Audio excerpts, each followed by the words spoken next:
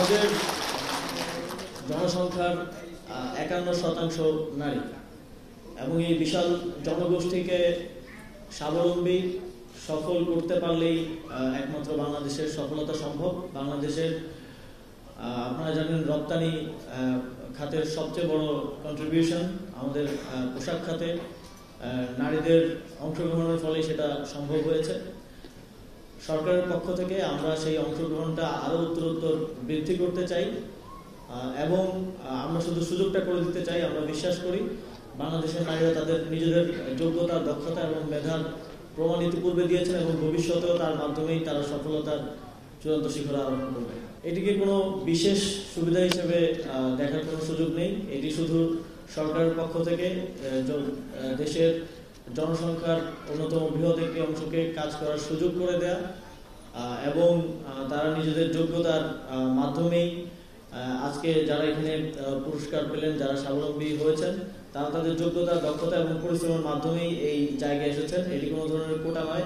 আমরা দেখেছি যখন কোটা আন্দোলন হয়েছে তখন নারীরা এগিয়ে এসে বলেছেন যে আমাদের কোটার প্রয়োজন নেই, আমরা সমতা চাই এবং সেখানে প্রতিযোগিতা করে নিজেদের জায়গাটা অর্জন করে নিতে চাই। বাংলাদেশের নারীদের এই সাহসিকতা আমাদেরকে সাহস যোগায়, অনুপ্রেরণা যোগায় এবং আমরা একটি নতুন বাংলাদেশের স্বপ্ন দেখতে পারি, যে বাংলাদেশে জেন্ডারকে কেন্দ্র করে কোনো প্রকার বৈষম্য কিংবা কোনো প্রকার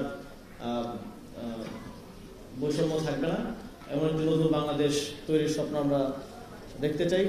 সাম্প্রতিক সময়ে আমরা লক্ষ্য করছি যে জুলাই গণঅভ্যুত্থান পরবর্তী সময়ে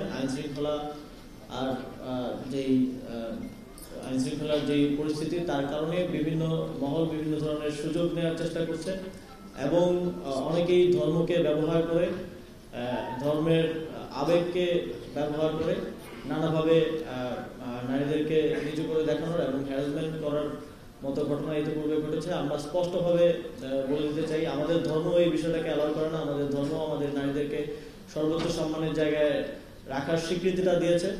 যারা এই ধরনের কার্যক্রমের সাথে যুক্ত হয়েছে কিংবা হচ্ছে, তাদেরকে আমরা সতর্ক করে দিতে চাই। সরকার এক্ষেত্রে কোনো প্রকার ছাড় দেবে না এবং সামনের দিনগুলোতে এই ধরনের ঘটনা ঘটানোর চেষ্টা করলে আমাদের নারীদের নিরাপত্তা বিঘ্নিত করার কোনো প্রকার ষড়যন্ত্র কিংবা চেষ্টা যে কোনো মহল থেকে বলে সেটাকে কঠোরহস্তে দমন করা হবে। এছাড়াও সাম্প্রতিক সময়ে ক্রমবর্ধমান ধর্ষণের যেই ঘটনাগুলো ঘটছে তা আমাদের সামাজিক অবক্ষয়ের দিকে নির্দেশ করে। আমরা রাষ্ট্রের পক্ষ থেকে এই ধরনের ঘটনাগুলোর ক্ষেত্রে বিচার নিশ্চিতে, দৃষ্টান্তমূলক শাস্তি নিশ্চিতে সরকার তার দায়িত্ব পালন করবে এবং এই ধরনের ঘটনাগুলোতে আইনশৃঙ্খলা বাহিনীও খুব দ্রুত সময়ের মধ্যে যারা অপরাধী আছে তাদেরকে গ্রেফতার করার মাধ্যমে ইতিমধ্যেই এর প্রমাণ দিয়েছে।